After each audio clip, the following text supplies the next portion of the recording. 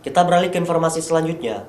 Saudara, pemerintah Kota Banda Aceh sudah mulai menerapkan sanksi bagi pelanggar Perwal nomor 51 tahun 2020 tentang penegakan disiplin protokol kesehatan COVID-19.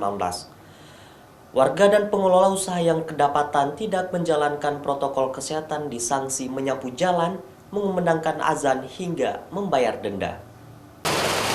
Aparat penegak hukum di Banda Aceh Selasa 15 September 2020 sudah menerapkan sanksi sosial, administrasi, serta sanksi adat bagi pelanggar protokol COVID-19.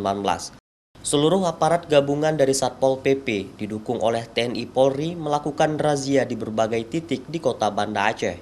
Seperti di kawasan Masjid Raya Baitur Rahman Banda Aceh, warga yang tidak menggunakan masker disanksi administrasi dengan dicatat identitas diri dan menyapu taman.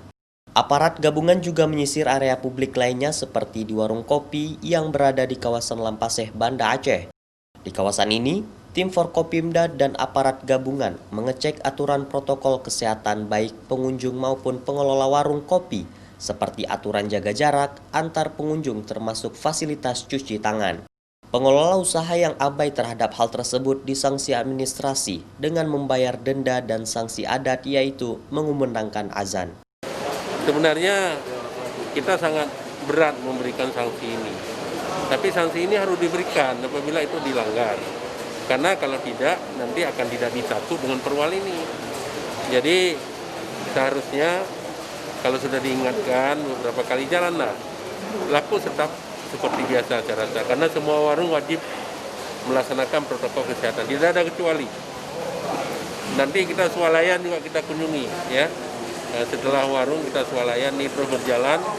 Tadi yang pengunjung swalayan, pengelola swalayan juga akan dikenakan sanksi. Seperti diketahui, pemerintah Kota Banda Aceh telah mengeluarkan Perwal nomor 51 tahun 2020 tentang penegakan disiplin protokol kesehatan.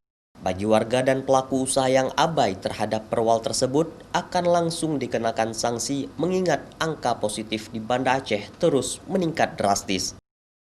Mustajab, Kompas TV, Banda Aceh.